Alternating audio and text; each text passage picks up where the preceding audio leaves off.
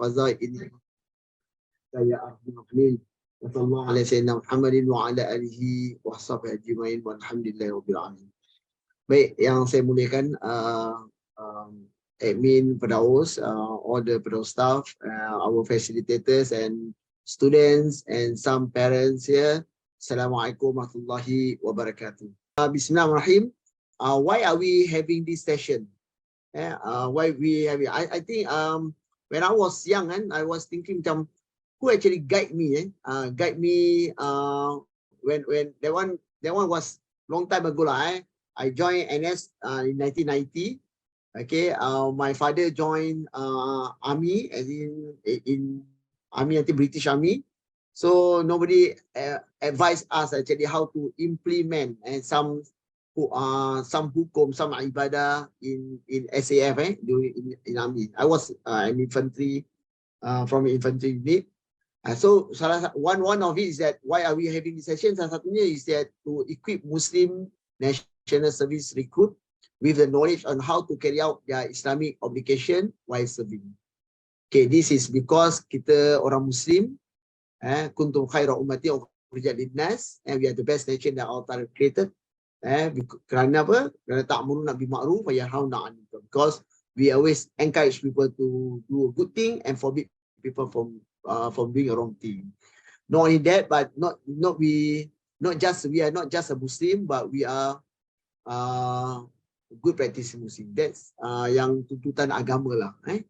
Secondly is to have this session is that to appreciate the scholars' efforts in finding solution for minority Muslims. For example, Almarhum Dr. Wahab Zaidi, Almarhum Dr. Yusuf Al-Qadawi, and our previous mufti, Sahibul Samaha, Ustaz Ismail, also the one who actually put their effort to give some solution for those who serve their country by with that time lah, yang they cannot fulfill 100% their ibadah during service, their national service. This is from hadis Nabi sallallahu alaihi wasallam, what do you call it? Hadis Nabi sallallahu alaihi wasallam, inna awwala ma yuhasabu bihi al-'abdu yawm al-qiyamah min 'amali salatuhu. Then I make it short lah. In Malay, dekat sesungguhnya amal yang pertama kali dihisab pada seorang hamba pada hari kiamat adalah salatnya. I mean, indeed, the first deed that the servant will be counted on the day of resurrection is his salat, or is his prayer. So in Islam, they call it al-daruriyah. Daruriyah means necessity. Necessity means wajib. So salat, we cannot make an excuse not to salat. Yang boleh make an excuse is macam a child. Okay, even old people who still can think, although they cannot walk, they have to pray. So pray is an obligation for every individual Muslim. Okay, that's the main point that we want to touch today. That's the thing. Okay, hold on. Okay, we stay to the point. Can NS men be considered as musafir while serving their national service? Can or not? Okay, siapa boleh jawab sini? Boleh ke tak boleh? Just yes or no, silakan. Can NS men be considered as musafir while serving? Anyone here? Tahu, bos. Oh, yes with question mark. Depend. Yeah, of course, when you go to overseas. Okay, okay, thank you. No, okay, some say no. It depends. Some say yes. Okay, that's nice. Okay, anyone else? Or 50-50, Depend 50-50 lah, It depends. Okay, inshallah. Okay, let me clear this thing. Okay, once and for all. Okay, outside respect. Oh, depend on distance. MashaAllah, that's nice. Okay. Sorry, I have to make it quick. Sorry. Okay. First of all, we need to understand it's stated in the Quran. Allah SWT mentioned in the Quran, "Qul siru fil ardi fanzur kaifa bada al-khalq Summallahu yunshi'un nash'ata al-akhirah. Innallaha ala kulli syai'in qadir. Allah Ta'ala kata, travel through the land. Jalanlah to the land. Observe how his creation. Allah Ta'ala kata, tengoklah macam ciptaan Allah. Then Allah will produce the final creation. Indeed, Allah of all things is competent. Jadi, Allah Ta'ala actually in the Quran want us, all the human, to do their musafir as much as you can, as long as you tak burdenah yourself, because ada kaitan dengan financial. So this is important dalam Islam, that actually kita as a Muslim, we don't not just sit sit in one place or sit in our country without going anywhere. Okay, this let me clear first the musafir first. Then the musafir, of course, musafir, Hajj is considered musafir, compulsory. Seeking knowledge or visiting others or anything aiding is high recommended sunnah. Okay, seek your knowledge. Not only in Singapore, you can go to Australia, you can go to Malaysia, or any part of the country that actually you can benefit more. Pergilah. Then it's a mubah. Mubah, pergi tak dosa, balik pun tak dosa. Pergi tak dosa, tak pergi pun tak dosa. Means for leisure or business. And of course, a sinful, prohibited kalau let's say you go overseas or musafir with the intention of buat benda jahat lah. Okay. So let me quick one, a terminology. So terminology, musafir is traveler with a specific distance. That's what they call it, musafir. Okay, then mukim, the one who actually a resident here, temporary resident. Then mustautin, the permanent resident. Then azima. Okay, we will touch azima. I'm not sure we will touch or not. I can't remember. But azima means original ruling. Original ruling, for example, salat. Okay, for example, salat is azima. Hukumnya azima, wajib. Food you have to eat. Hukumnya wajib, azima. You cannot leave it. Okay, you will is because it's an obligation for you. Itu salah satunya. And then rukhsah mana concession due to hindrance or hardship. Susah means in Malay they call it meringankan. If you have any difficulty, Allah Ta'ala make easy for you. Okay. So back to the question, is NS termasuk musafir? No, it's not. Because we stay in Singapore. Kita tak pergi mana-mana. Some ulama said, in fact, if you go to Johor, you can consider as musafir. But majority said no. You need to travel, but especially Imam Shafi'i, Mazhab Imam Shafi'i, or the scholars of Mazhab Shafi'i said that you have to travel more than 83 kilometers. Then you can consider yourself as musafir. Okay, but as national service man, you cannot consider as musafir, but you're entitled to use the ruling of musafir. The ruling of musafir, yes, because of your situation and because of your condition. This is where the ulama, for example, Almarhum Dr. Wahab Zaili and Dr. Yusuf Qadawi actually have set some hukum for minority Muslim, like Singaporean. Okay. Now we start with salat jamak. You need to understand what is salat. Salat everyone knows, inshallah. What is salat jamak? Jamak means combination. Means it's a combine. Whatever 2 or 3, it's a combine. Kalau one is not jamak in Arabic language. Fiqh means it's a combine 2 prayers into one timing. So what's the meaning of salat jamak? Salat jamak means first jamak, right? Combine. Second, in definition of fiqh hukum, it is combined within 2 prayers into one timing. For example, Zohar, Asar, Zohar, something like that. Then effective reason, why is it? Because of hardship. You need to feel there's a hardship. If you don't feel hardship, no, you can't do salat jamak. You have to feel it. You have to not earn it. You need to know all those things. That ruling recommended by hadith Nabi SAW. Later, I will show you the hadith.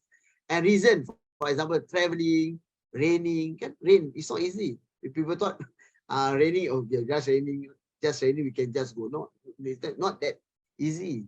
And then we have cold weather and pressing needs. And we have wukuf in Arafah, for example. And then we have some illness. All those things can consider as hardship. So that's the reason why they have a ruling. Dalam hukum, they call it salat jamaah. Then in hadis Nabi SAW, qala, just make it short, Bismillahirrahmanirrahim. Qala ra'aitu Rasulullah SAW iza a'jalahu sayru fi safar yu'akharu salat al-maghrib hatta yajma' bainaha wa baina salatil isya. See, Rasulullah SAW, if he want, actually one of the sahabat actually saw Rasulullah SAW delay his salat, and he combined his delay his salat maghrib. He delay his salat maghrib and he combined isya, and he combined his isya. So the sahabat actually saw it, that Rasulullah SAW, when he want to do a journey, he will salat jamaah. He can salat maghrib, right? He can salat maghrib first, then he proceed, or he can wait for isya. But Rasulullah SAW chose to salat jamaah. This is what they call it jamaah, salat jamaah. Okay, how salat jamaah macam mana? For example, they have two. One they call it salat jamaah takdim, another one is jamaah takhir. Okay, we touch on jamaah takdim first. Okay, this one I have to to present slowly. Okay, jamaah takdim means perform earlier. Asar on, sorry, is it am I wrong? Takdim. Oh yeah, sorry. Yeah, correct. Perform earlier, asar on the zuhur timing. That means zuhur 4, then salam. After you have to iqamah. Allahu Akbar, Allahu Akbar. Okay. Rasulullah SAW said, if you are in the jungle, if you on the mountain, or you in the middle of the sea, wherever you are, whether you are alone or jama'ah, if you start to salat, you have to iqamah. The best Rasulullah SAW said, if can, you azan. After azan, you iqamah. Rasulullah SAW, although it's not an obligation, but highly encouraged by the Prophet SAW. Whether you salat in the house, whether you salat dekat in your institution or your workplace, if you can iqamah, but slowly. Allahu Akbar, Allahu Akbar. Asyhadu an la ilaha illallah, asyhadu anna Muhammadan rasulullah. It's a shi'ar Islam. So that's Rasulullah SAW. Okay, first you need to iqamah, then you salat zuhur 4 rakaat and end with salam, right? Assalamualaikum warahmatullahi wabarakatuh. Don't talk to anyone. Don't say hi. Don't answer salam. Stand up and do your second iqamah for your asar.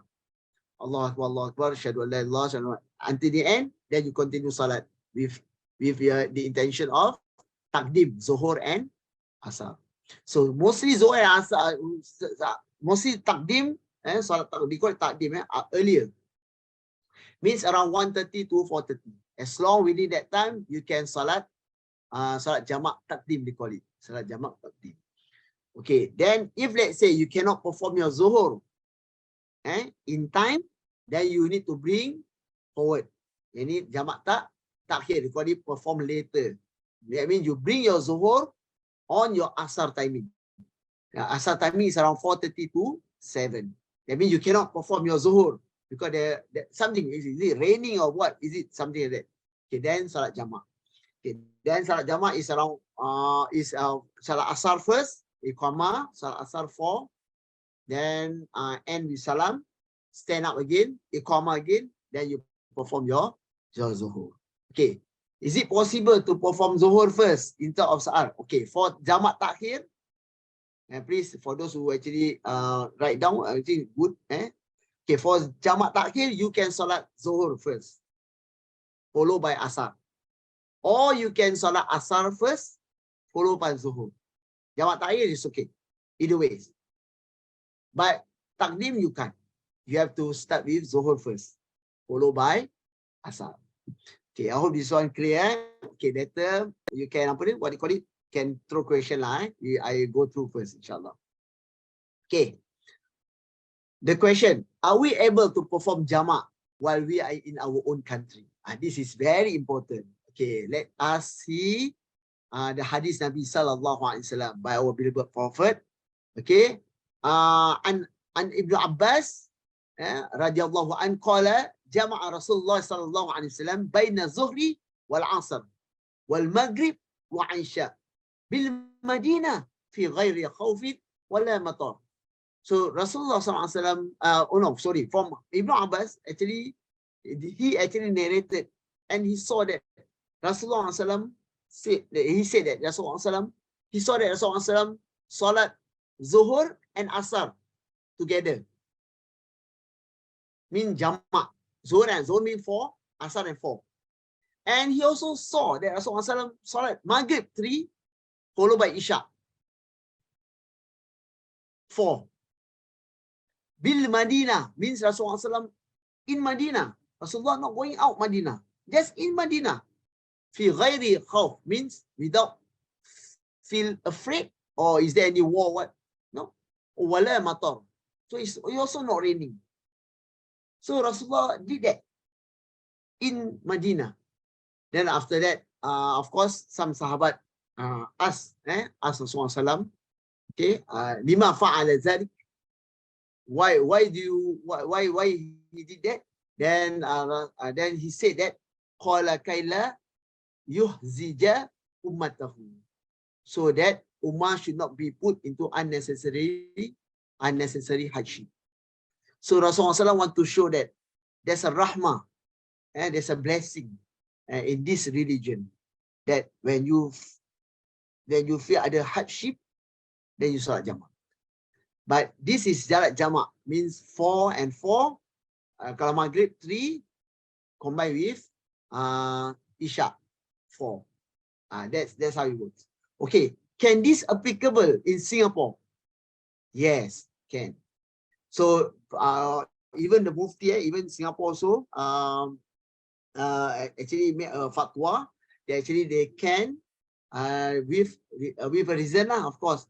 Contoh macam kita ada long examination, some of us actually from NTU or NUS or any institution, actually you have a very long examination that unable for you to perform your Zuhur, for example.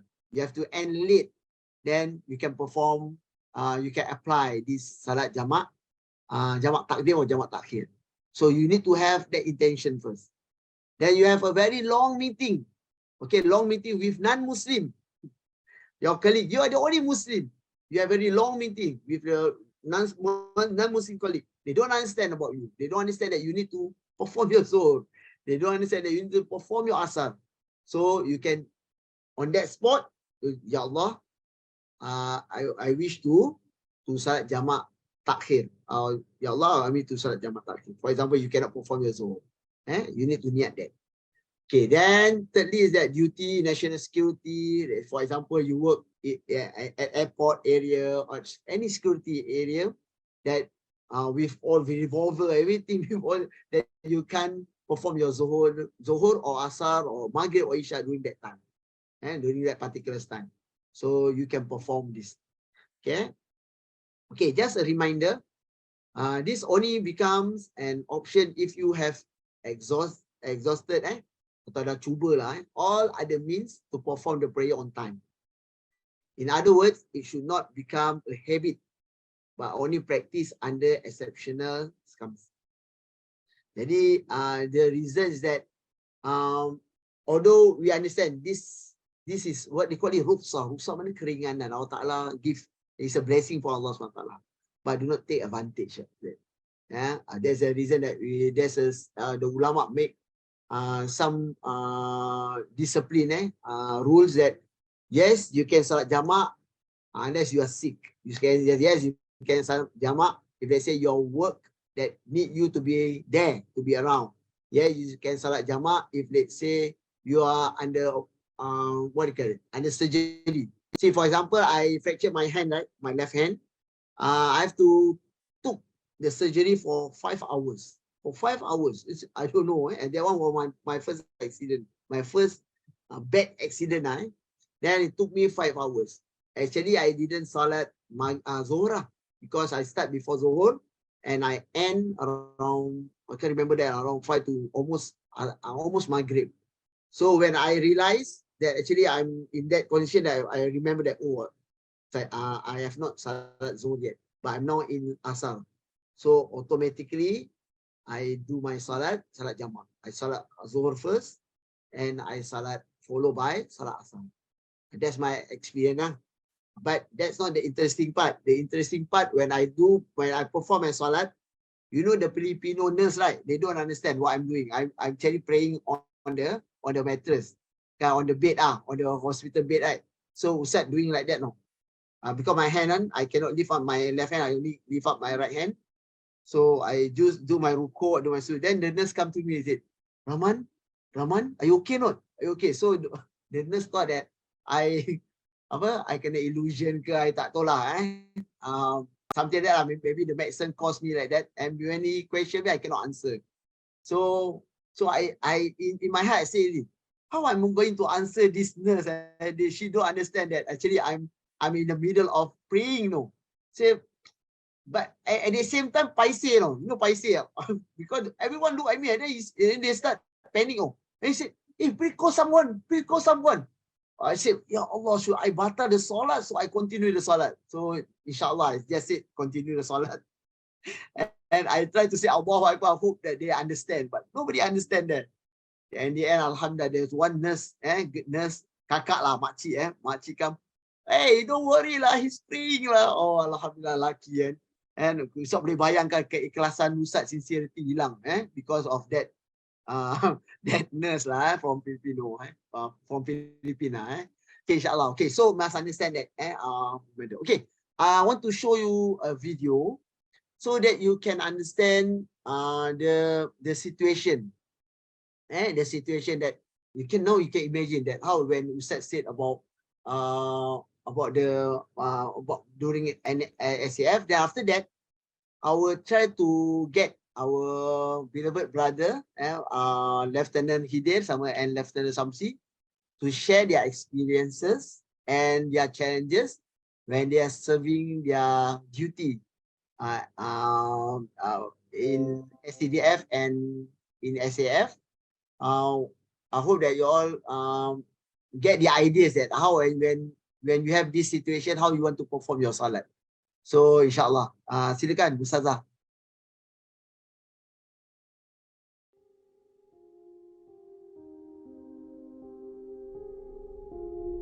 Life is going.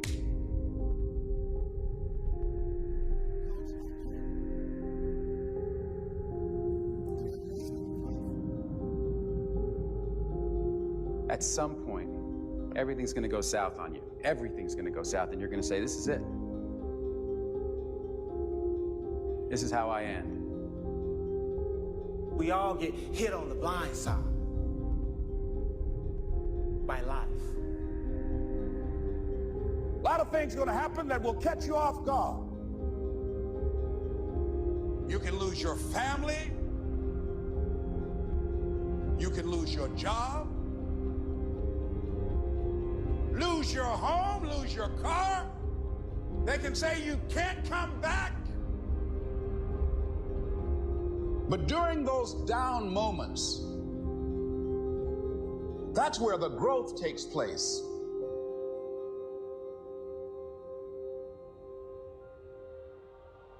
Into the light. So what do you do when you fall down?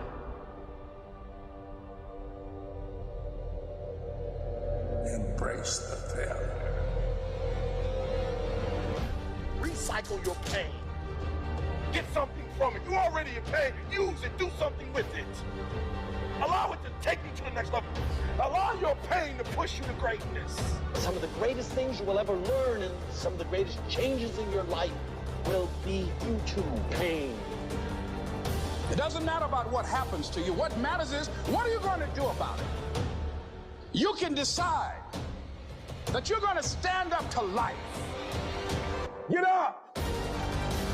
Get up. Sometimes in life, you have to hit back. This is our new day. It's time for us to stand. I'm not going to let this get me down. I'm not going to let this destroy me. There are certain things that you got to go through. There's certain pitfalls that you got to fall in. You have got to make a declaration To say I am a conqueror. I'm unstoppable. There's nothing I can't achieve. You've got to be willing to harness your will. In spite of what you went through, in spite of how you suffered, You're still looking at your dream. Say to yourself, it is not over. until I win.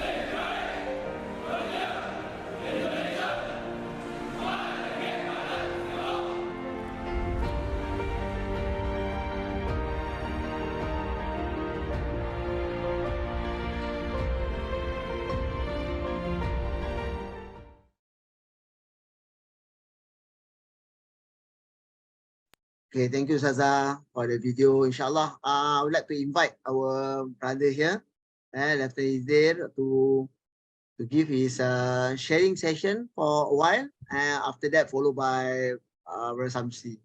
Okay, about our ni lah, our experience, your experience when during your time on performing as a Muslim, bab salat and etc. Fadal, mashkurun.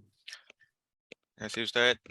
Bismillahirrahmanirrahim. Alhamdulillahi rabbil alamin wassalatu wassalamu ala asyrafil anbiya'i wal mursalin sayyidina Muhammadin wa ala alihi wa sahbihi ajma'in. Assalamualaikum warahmatullahi wabarakatuh. Salam. Waalaikumsalam warahmatullahi. Okay. Good evening, brothers. My name is Hidir. Just a little bit background about myself. Nama penuh, nama diberi Hidir bin Muhammad Razali. I'm currently an engineer at one of the companies lah. I was ORD back in 2019 and I was officer for BMT punya company. Yeah, one of the BMT companies lah. So for army if you want to be an officer, you go through 9 months of training in OCS, and for myself, I will go through PTP stage lah, because I didn't pass lah.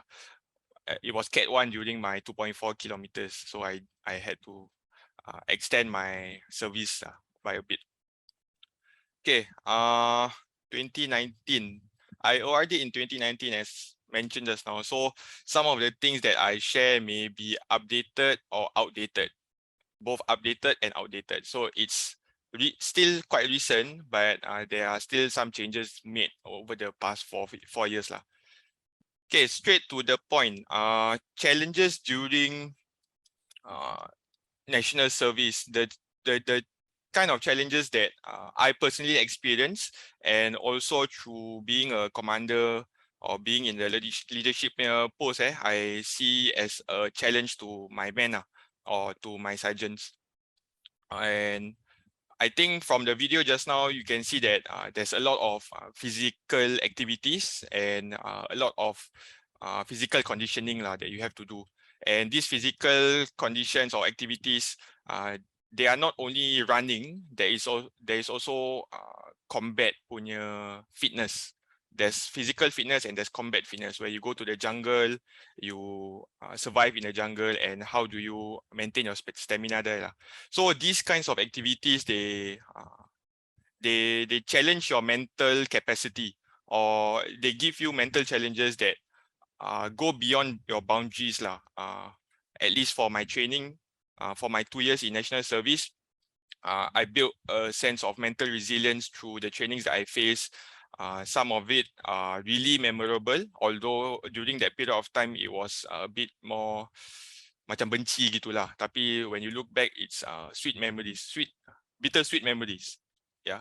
So with these mental challenges, physical, mental, and also emotional challenges, because there's a factor of being away from your family, and you have to dedicate most of your time in camp or to your training.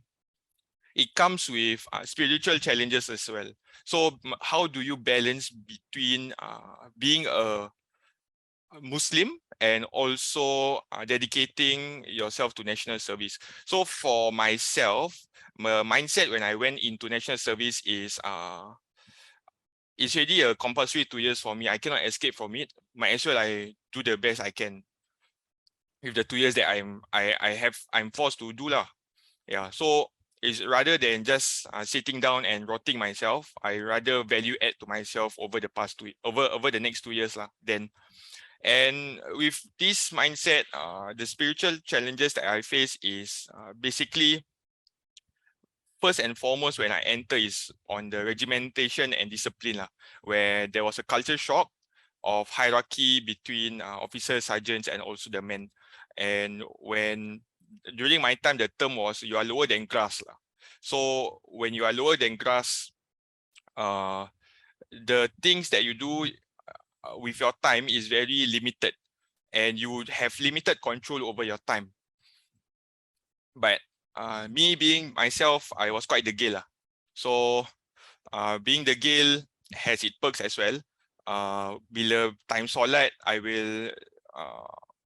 will secretly cakap macam pergi toilet, tapi actually I go cabut somewhere to solat, something like that. So during the course of my training, there will always be a priority to solat, number one priority. And during training itself, in army, you will always be presented schedules the night before, or for weekly schedules lah. Then from those schedules, you can actually plan your time according to where you have the freedom of time to solat and where you do not have. Yeah. So if, for example, for subuh where there's 5BX, then there's breakfast. For myself, I will always just cabut somewhere in the middle, dekat stairs, bring my own kain. I will always have my kain everywhere I go, and just solat lah, with or without the sejadah. Because sejadah bukan wajib. I will only do yang wajib je. And before I go for breakfast or 5BX, I will always take wudu first lah. Yeah. So I make sure that my wudu lasts sampai subuh, and I can solat subuh. Then for solat wajib lagi yang Zuhur, Asar dengan Maghrib, Isyak, I will look at the conditions and tengok kalau kena jamak ke tak lah. Kalau kena jamak pun, I will only do the wajib, but it's still 4-4, because like what Ustaz Rahman mentioned just now, it is still within Singapore punya locality, and you still have to solat 4-4 lah. So with this, with the practice that I've already instilled within myself, because before this I was also a Perdaus student, and Perdaus we have camps or we have expeditions that train us to solat outdoors or solat jamak. I think Jufri, you are unmuted. Yeah. Sorry. So bila solat jamak, when I get used to solat jamak, even before NS, when I transitioned into NS, it was kind of something that I got used to lah, smart wudu and all that. So before national service, I think one of the recommendations that I could give, or one of the advice I could give, is you can practice and train yourself before you go into national service itself. And yeah, other than that, other spiritual obligations that you have to do, like Ramadan, for like Solat Jumaat, for example. Solat Jumaat, I think in the circumstances that you are in, like I mentioned, you don't have freedom of time. Sometimes you cannot solat Jumaat lah. Like for example, I'm in Tekong kan. I don't have the freedom to go out in the jetty and go out for solat Jumaat. But when I became an officer, I made it a point where I finished my work already. Then I asked my OC or my superior lah if I can go solat.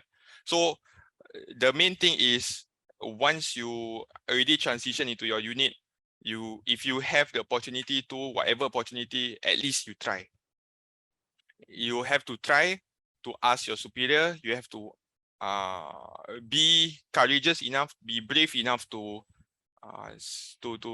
voice out your opinion lah, to your superior, but of course in a respectful manner. If you are not respectful, then your message cannot be passed across nicely lah, in that sense. Then instead of them accepting you, they are just rejecting you all the way. Yeah. Yeah. So I think in terms of spiritual obligations and solat and all that, later on we will share more about Ramadan. But then in terms of solat, getting prepared with smart wudu, getting prepared with knowledge, essential knowledge ready for national service is important beforehand. And yeah, there are many other challenges that I would like to share, but then due to time constraints, I will just share whatever I have shared lah. Okay, on to Shamsi.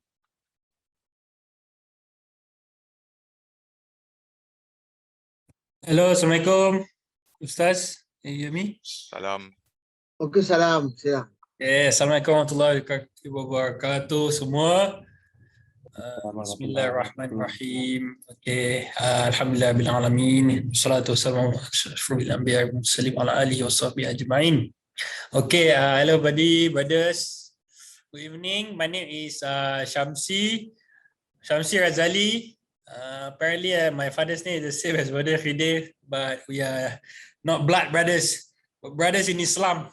Okay, so I would say I already much earlier than him. I'm 30 this year. I cannot remember the exact year. I already, it should be 2014.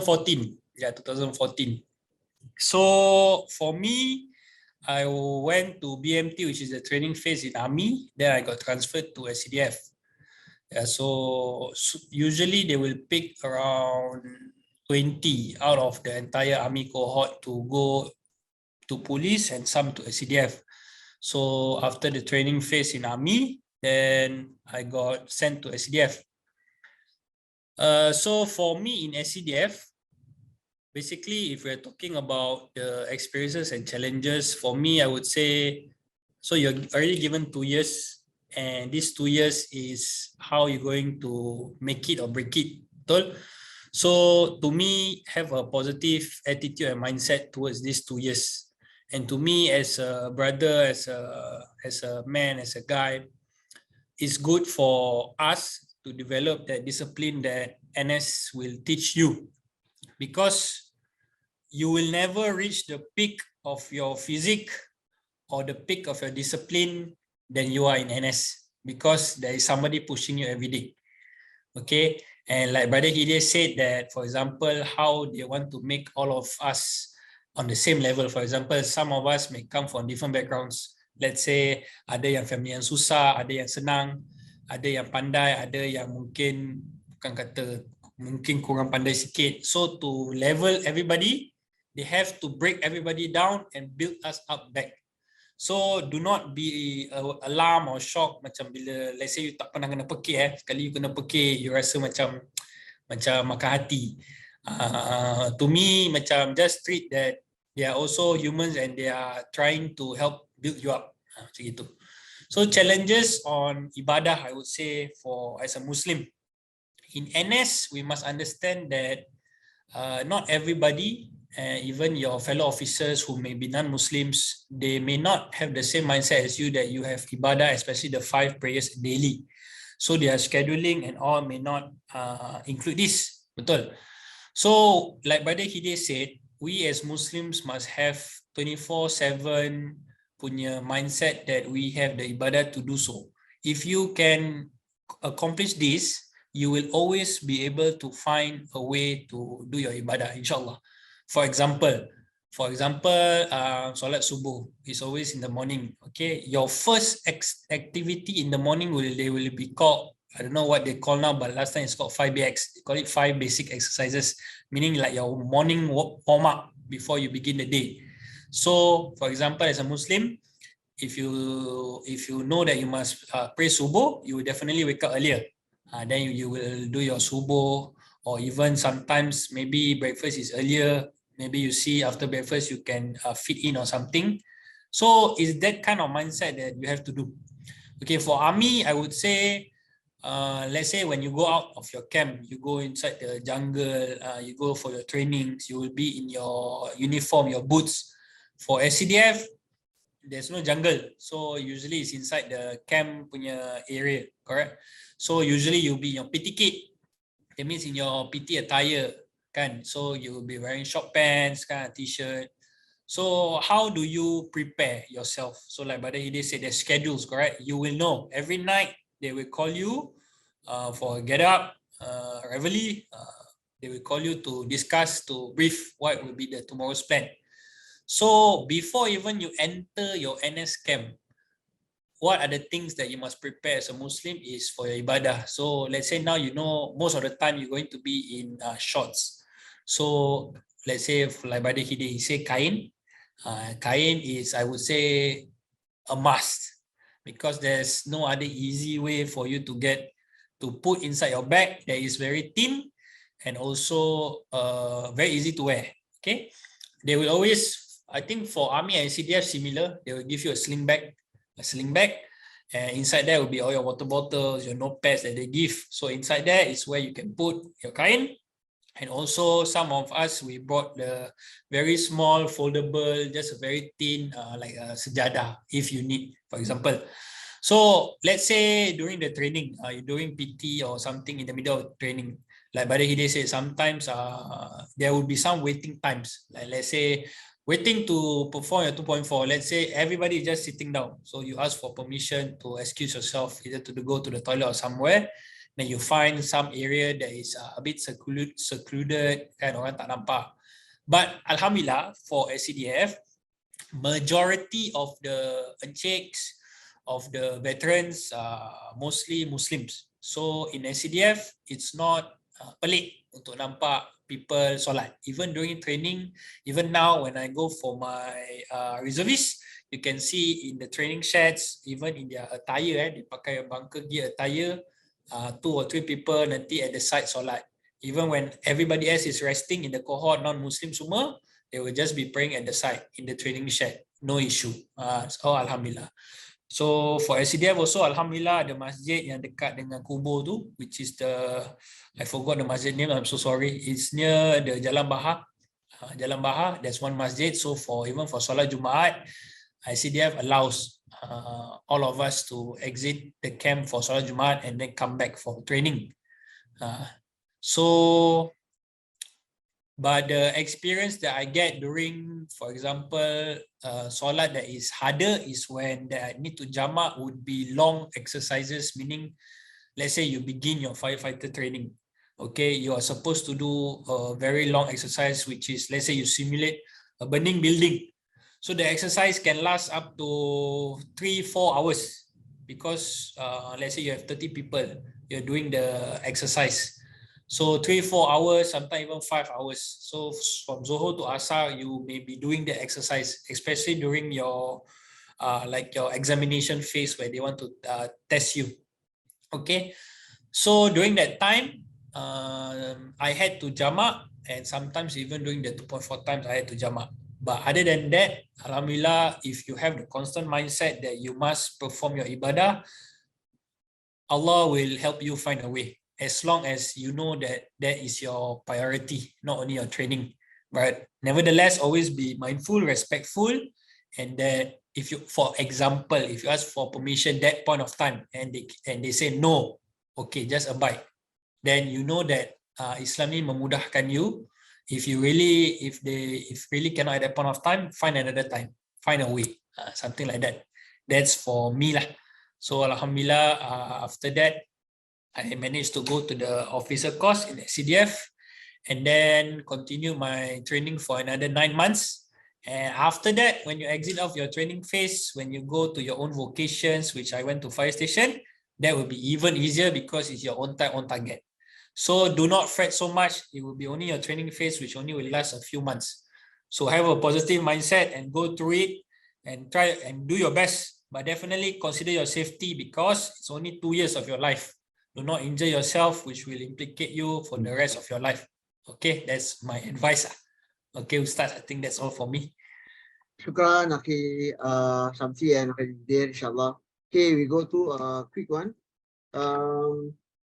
So jamak can be done if all of the methods have been exhausted, asking permission, find a place like Brother Hidayah said just now. Then after that, perform the integral part in prayer and as provided weekly schedule and manage your prayer within your breaks.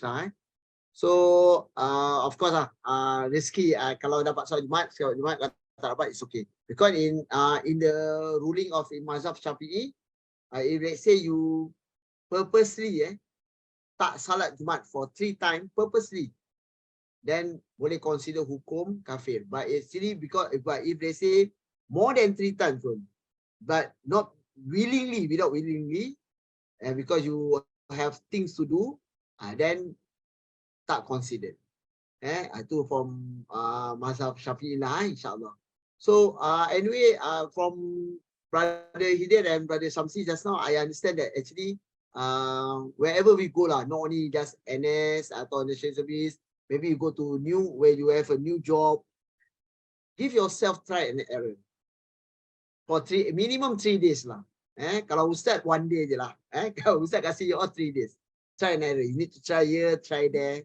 Of course you make mistake, may Allah SWT forgive us, all those things. Okay, Ustaz continue. Okay, so just to make it clear, if we look through from the slide, we should understand there's a jamak. So jamak means combine 2 prayers. Okay, during travel and other valid reason. Travel within in Singapore pun boleh tak? Cuma gini aja, some ulama, for example lah, ini ulama from Malaysia lah, maybe tak mention nama, dia macam gini.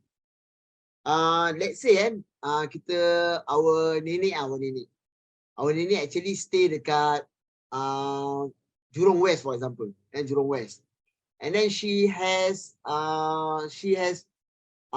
some issues, condition and her situation, we understand that. And then kita ada macam program dekat Changi, and then because of her condition, she didn't travel a lot.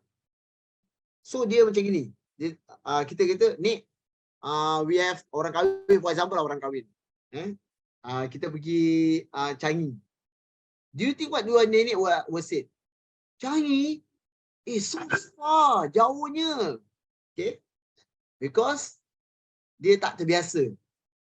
Okay, because of a condition and also situation. But ada orang tu, dia tinggal Jurong West, tapi he or she work dekat Changi Airport. Every day, he and she have been travelling.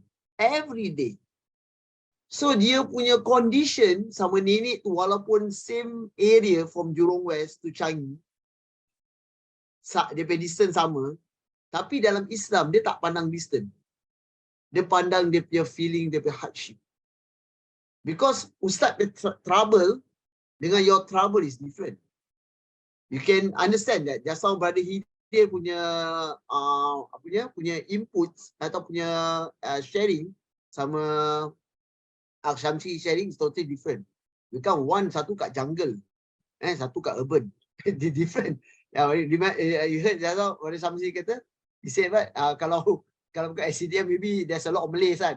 Jadi dia macam normal. Kalau SDF kan macam, hello, what are you doing here? Kan? You kena question tau. So there's a difference. So dalam Islam is like that. No, I hope you all can understand that. So the perasaan orang tu is different. So that's where dalam Islam ada nama dia masyaqat tajib bitaisir. Masyaqat means the hardship begets with facilities. Jadi satu benda yang berat ataupun susah, maka Allah Ta'ala akan mudahkan. Gitu. Tapi dengan syarat you cannot leave your salat. Okay, as for salat jamak kasar, because I didn't touch on kasar.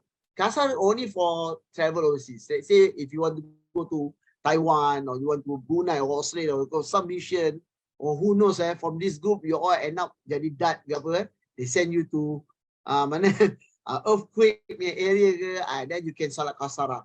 Salat kasar means you shorten your 4 rakaat. So example, Zuhur 4 rakaat, you shorten it to 2 rakaat.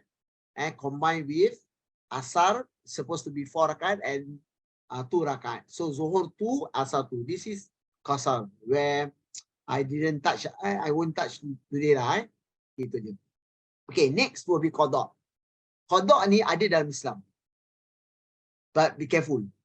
I use my qada when I served my army in 1990 lah. Lama lah, cerita lama. And my first week in the recruit, when I was in the recruit first week, tak ada orang ajar Ustaz tentang salat jamak ke apa, tak ada. So when I was young lah, so I call my father lah. Pak, ni macam mana saya nak salat Pak? Susah Pak nak salat Pak. And I said, I feel so bad Pak, tak dapat salat. Bapak, so my father said, kau qada je lah. So he said qada.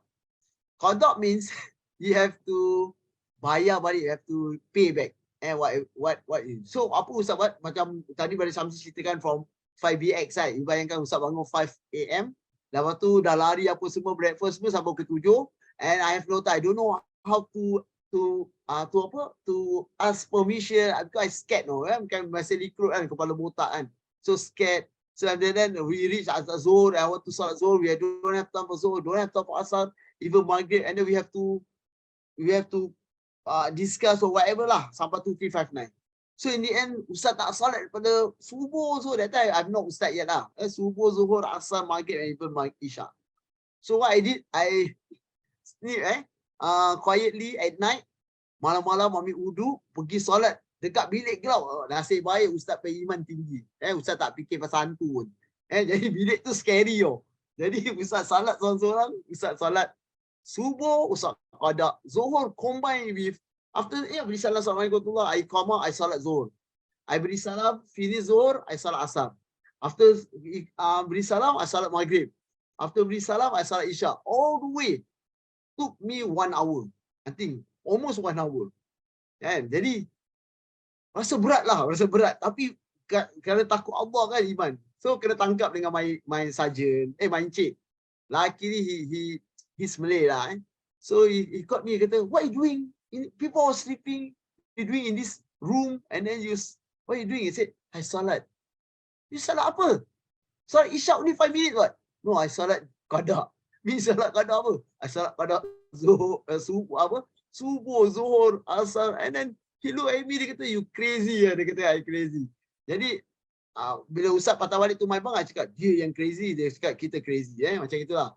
So then after a few months, alhamdulillah, I got to get one brother lah who actually show me that how actually the proper way lah to perform my salat. Dan alhamdulillah, I managed to do that lah, do the minor. But that time first 2 weeks recruit, I don't understand how it works. We don't have even time. Even we eat also fast. Okay, I tak tahu lah sekarang during my time lah. So qada means gini macam ni. Qada is when Prophet said, peace and blessing be upon him, sallallahu alaihi wasallam, rufi'a qalamu an salasin anin naim hatta yastaqiza wa anis sabi hatta yahtamila anil mahnum hatta yaqil. So Allah Ta'ala kata sallallahu alaihi wasallam, Allah Ta'ala dah lift up from three people. Now Allah Ta'ala maafkan 3 people. What's that? A person, a sleeping person until he awake. Mana orang tu tidur tapi tak dosa.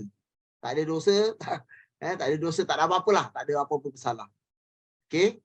Kalau let's say that guy sleep kan, dia sleep, kalau dia buat macam terpukul you all, tak ada dosa. Because he's sleeping. They don't understand. Second, a young child until he reach puberty. Sobi maknanya until he reach puberty. Itu budak kecil tak ada dosa. an insane person until he regain his sanity. Maknanya orang tu gila atau apa sehingga majnun gila sehingga dia sadar, dia dapat kan. Selagi dia gila tu dia tak solat tak apa semua dimaafkan. So qada means to replace an act at another time if it was missed at the actual time. Itu makna qada. Okay, is qada an option? The answer, it is not an option, but a compensation for missing the solat because of yang first, oversleeping. Second, forgetting. And third, being momentarily unconscious. And the fourth, momentarily insane. Macam dia pitam atau apa, dia tak dapat solat. Macam Ustaz lah, for example. Kena apa ni? Yalah, what they call it? Kena surgery kan. Then all those things. Actually, you can salat jamak. You can salat qada, tapi because asar still there, so I salat jamak. Okay, qada can only be done if a person missed out his or her prayer unintentionally or didn't get to perform jamak. Jadi qada ni ada dia punya ruling lah.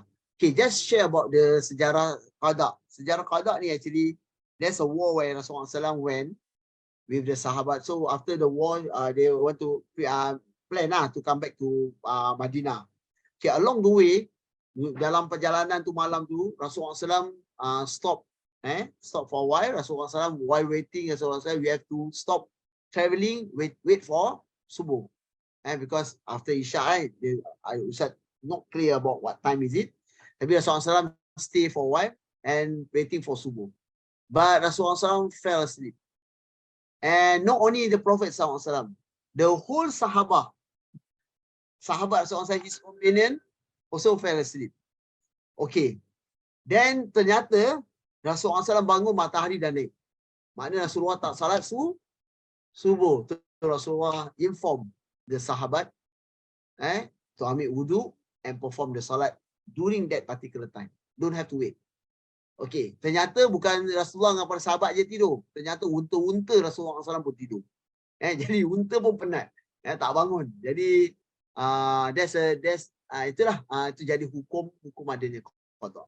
Boleh faham So don't misunderstanding, don't take advantage on that. Tapi qada permissible, ada dalam Islam, cuma that's not the priority. Obviously. Okay. Ustaz ada satu question lah. I don't want to mention the name lah. Mana question dia? I can't remember lah. Okay, tapi just now mana Ustaz dia tulis lah. The question like this. What if let's say I perform my zuhur and then I realize that I cannot salat asar because of dia tengok schedule. Oh, something like that. That's what I understand. I cannot salat asar lah. Then after 30 minutes, he realized that.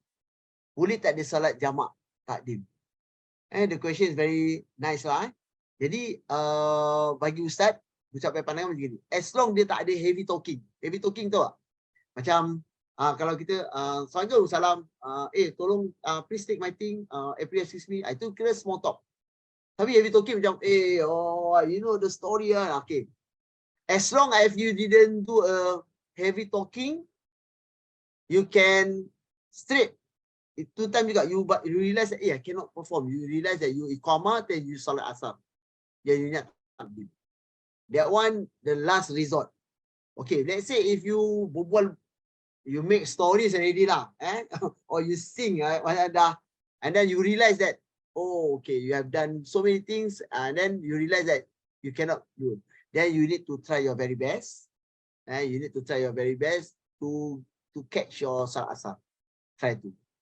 Let's say you have tried your very best atau anything, you still cannot get it, then during salat maghrib, you kena qada asar.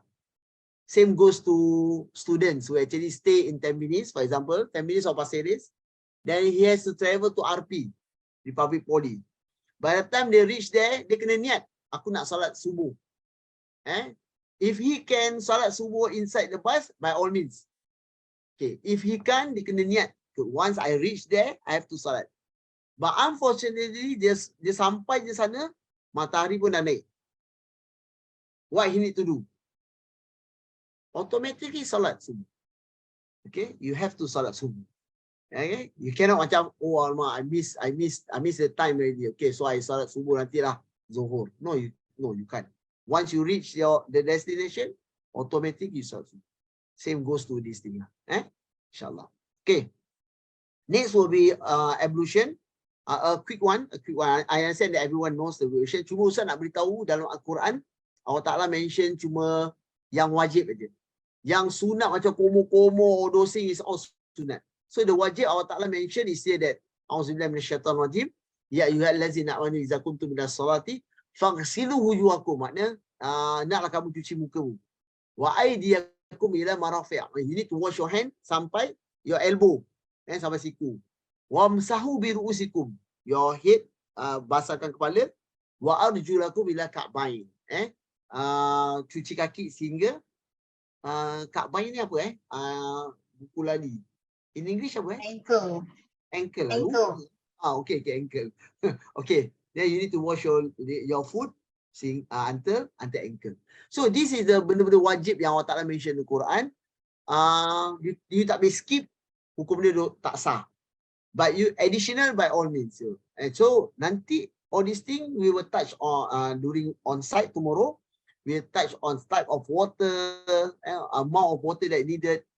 Then 6 pillars atau integral atau, and then we will touch on repetition. That one we will touch on that. I cannot touch now. Okay, nanti tomorrow also we will touch on how to take a smart wudu, and then mandi hadas besar menggunakan these 2 water bottle. Okay, Ustaz pernah gunakan mandi hadas besar. Sebab Ustaz that time air masih ada lah. Air masih ada. Just share with you lah. Pernah mandi pakai this water bottle lah. But Alhamdulillah ada opportunity to learn lah. This is where Rasulullah SAW, I will touch mandi hadas nanti, the sunnah and also the emergency way lah. Ada 2. Sunnah yang you bayangkan Rasulullah SAW, you just imagine. Agak-agak Rasulullah ada shower tak? Rasulullah tak ada shower. So macam mana Rasulullah mandi hadas besar? Itu yang Ustaz nak ajar besok. Okay, insyaAllah. Okay, then should we prioritize drinking over wudu? What should we do?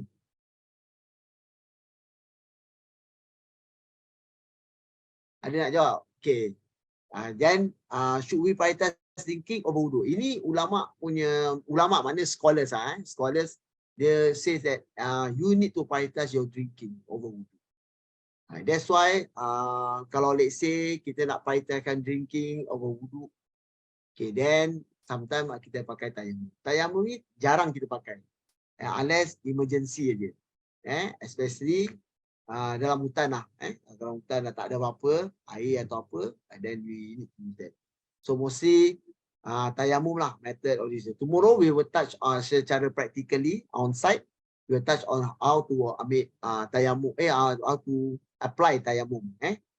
Dia tak method tak banyak, sama je, tapi what kind of soil that you need to choose the best.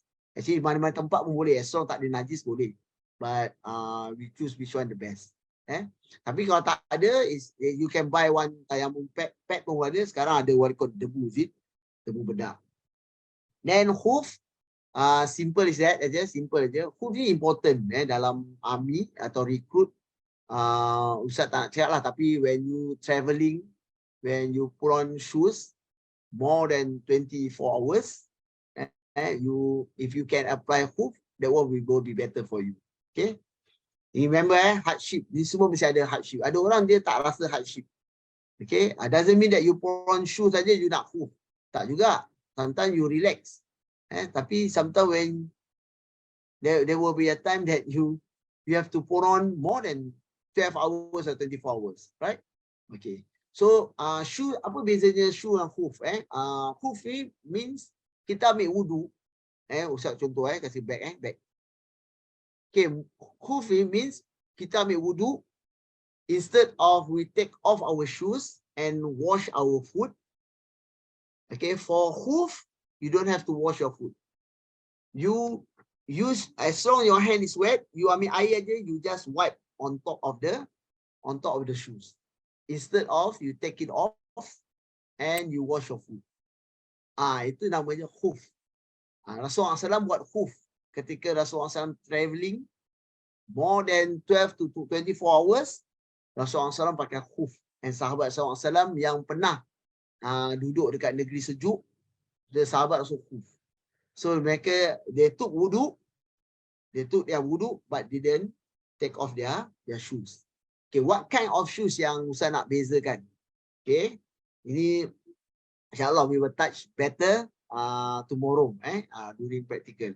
Okay, so shoes macam begini, covered but not the ankle. While hoof, make sure that covered till or above ankle. Macam ni Ami shoes tadi. Made from different material. Okay, made from leather. Okay, socks included. Ada socks yang made from leather juga. That one included. Okay, mostly not waterproof. Itu nama shoe biasa. Tapi ini waterproof. Then followed by easy to wear and to remove. But this one hardship in wearing and removing. And lastly for hoof ni, dia valid for 24 hours. Means you kena pakai lah.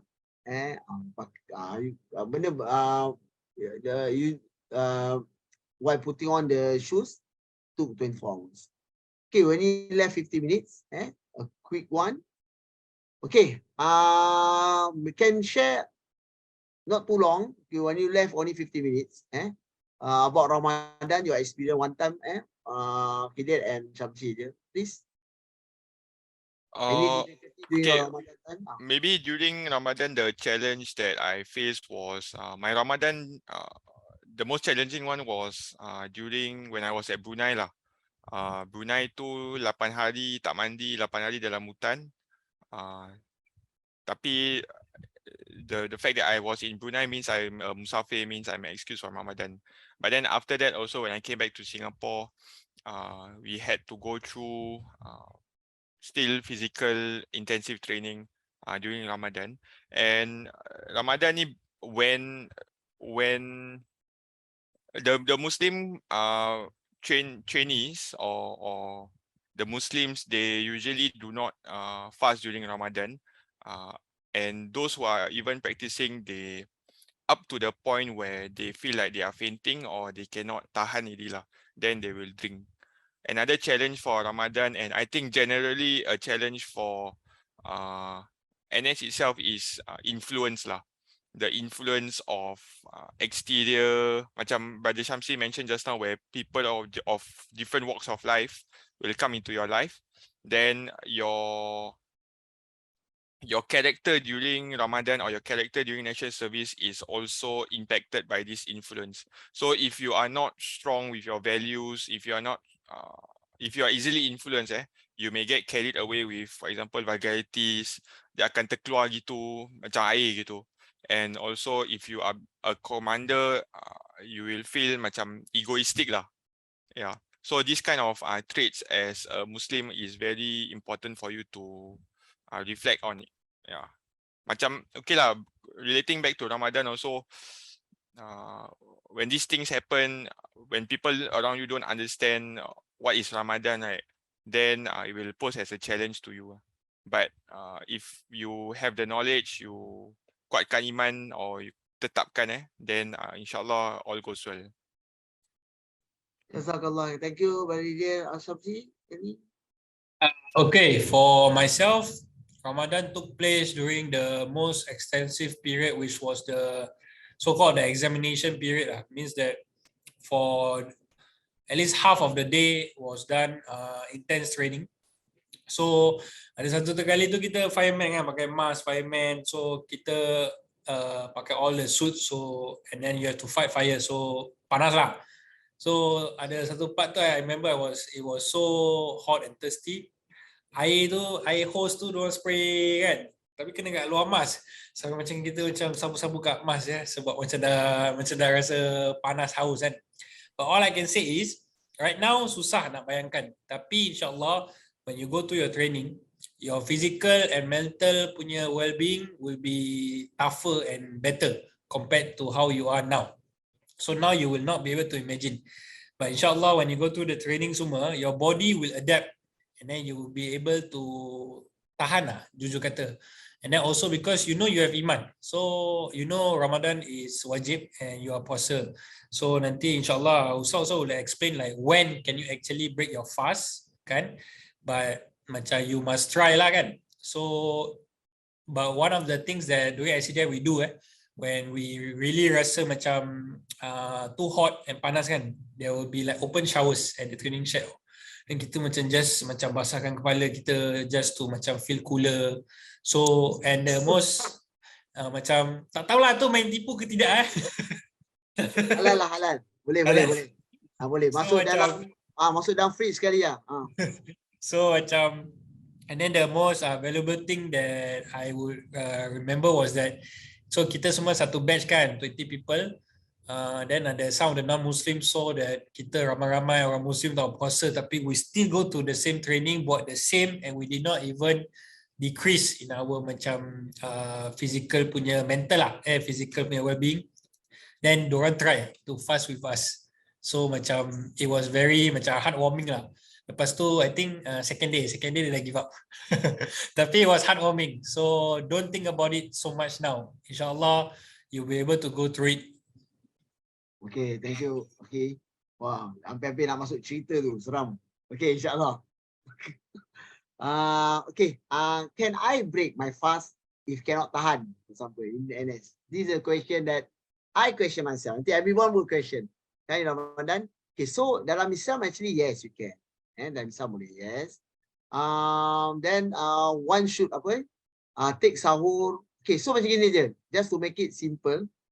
Okay, nanti if I'm not wrong, this slide will be given by you all lah. This is Hatim, I think will help you all. Cik Hatim, Cik Hatim. Okay, dalam Islam begini, simple je. You cannot, let's say bulan Ramadan. Ramadan is an obligation for us. Dia wajib. So let's say you nak start salat, let's say you know that 10 PM you are the road march, for example. Road march, 13 click, 24 click, 32 click. Ini in army lah. I think SADF pun ada agaknya. Dalam Islam, you tak boleh gini. Nawaitu tak nak puasa kerana ada road march. Tak boleh. No such thing. You need to niat puasa. Sampai 10 AM, you start road march saja. Then you cannot tahan, then you can break your fast. Dari Islam macam tu. It's not only apply for national service or road march. No.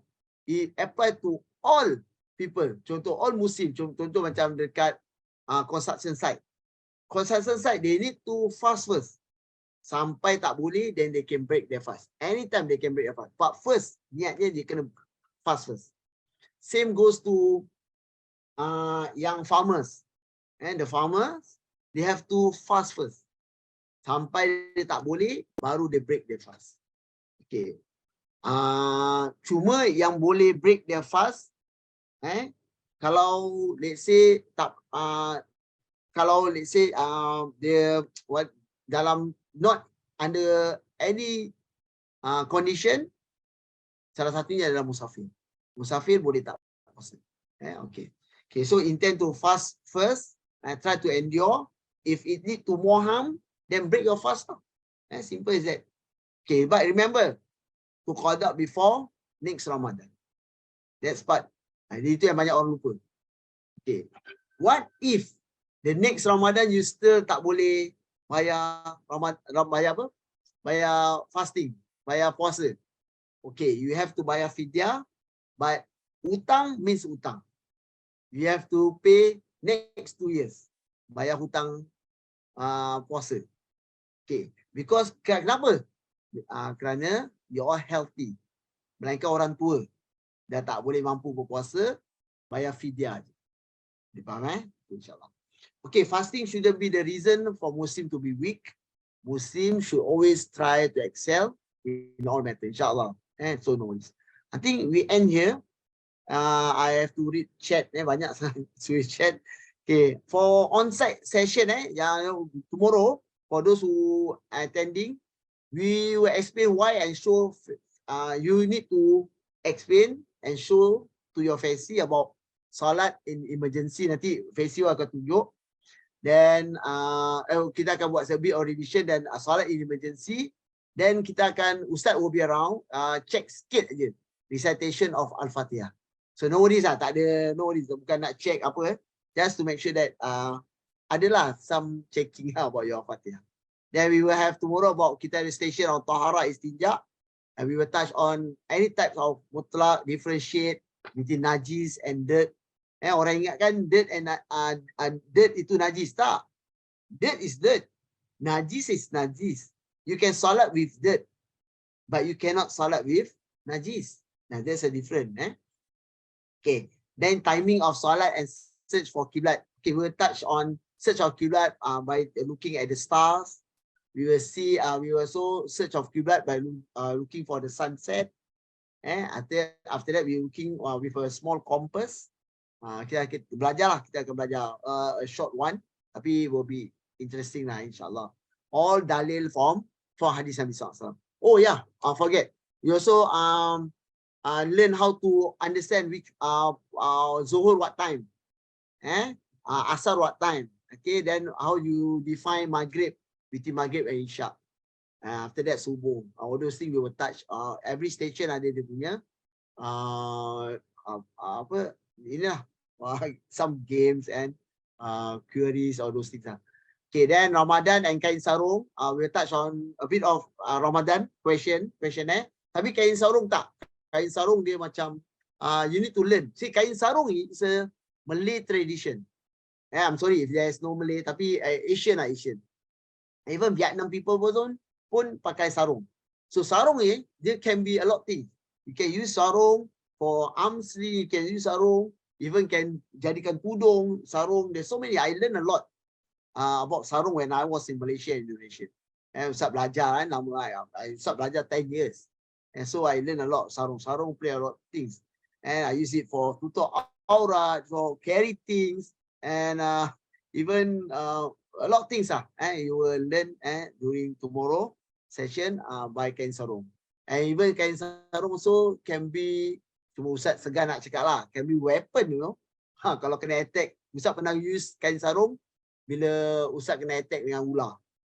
Kain sarung help me. Serius, Ustaz kena attack dengan ular. And even Ustaz tangkap bats by using sarung. There's so many things. Sarung can help. So nanti besok ada some tips I sharing. Then lastly about mandi hadas besar, that one station, that will be my station. I will teach you all mandi hadas besar, macam mana sunnah Nabi SAW, properly, mandi hadas besar. Tak semua orang nak ajar hadas besar. Ustaz belajar hadas besar pun malu-malu nak tanya. Nak tanya my parents pun malu. Nak tanya my friend lagi tak tahu. So during my time was really difficult lah. There's no YouTube, no. But I want to teach you something what I get from my sheikh when I was in Sudan. Macam mana Ustaz, my Ustaz taught me lah. So from the perspective of sunnah, mana how Rasulullah SAW ambil hadas besar. Then with air yang sedikit. Then after that kita akan touch on macam mana nak mandi emergency lah. Hadas besar ni penting sekali. Okay, itu aja from me. Nanti insyaAllah we will touch a bit lah macam what if you kena touch by dog. Macam for example kan, some infantry unit, dia some police apa kan, dia orang very close to the dog. Kan? Then what if you so tired? Macam mana, ada cara lain tak salat? So this thing kita touch tomorrow lah. So sorry we can touch, it's 9:28 already. Okay, I go dekat chat insyaAllah. Bismillahirrahmanirrahim. Tak ada soalan, alhamdulillah. Okay, ada soalan. Yes, sometimes Namusi, okay. Support even supportive Ramadan. Okay, yes, agree. Thank you, brother Fuad, insyaAllah. Okay, I think that's all from my side, insyaAllah. Thank you very much for your time. May Allah Ta'ala reward you. Oh yeah, if let's say some of you still want to join us tomorrow on site, please do your registration. Tak mahal pun.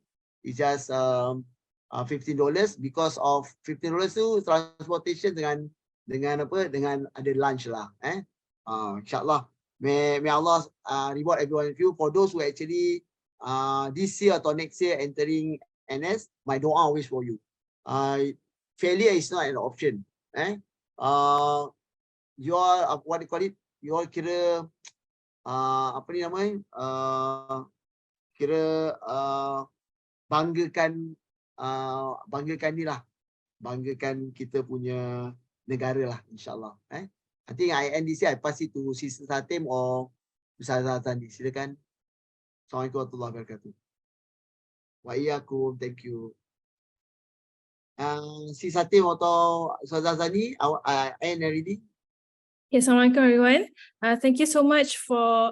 Sorry, my camera is not on. Yes, everyone. Thank you so much for being with us for the past 1.5 hours. Alhamdulillah. I think we benefited a lot from Ustaz Abdul Rahman sharing. I pun baru tahu jugalah the kain sarung ni boleh buat weapon to lawan balik ulah. So at the same time, if you have any feedback for us, please go ahead and click on the link below on the feedback form to give your inputs on how we can always make future sharings better. And if you have not downloaded the Boy Meets Tekong book, as promised to all our participants here, it is also on the link at the chat box. So click on the link for our Perdaus's copy of Boy Meets Tekong book. So that is the basis of all our sharing here actually. And if you also like to contribute to Perdaus for future dakwah efforts just like this one, you can also do through PayNow as the UEN number below. And as what Ustaz Rahman also says just now, if you want to register for tomorrow's session on-site camp, we'll be meeting at Sembawang MRT 9 AM. We are still open for more participants to benefit from this mini camp. So yeah, just register or also you can also PM one of us to make the necessary registration and payment and stuff like that. So without further ado, Ustaz nak baca Al-Fatihah, Surah Al-Asr and the closing dua.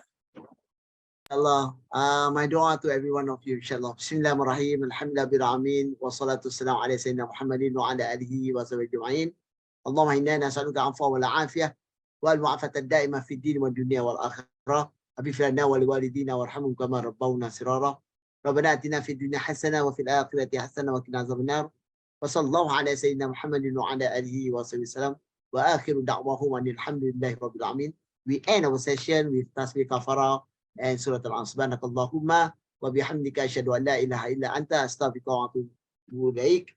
Bismillahirrahmanirrahim. Wal 'asr innal insana fi khusr illa allazina amanu wa 'amilus salihati wa tawasaw bil haqq. Assalamualaikum warahmatullahi wabarakatuh.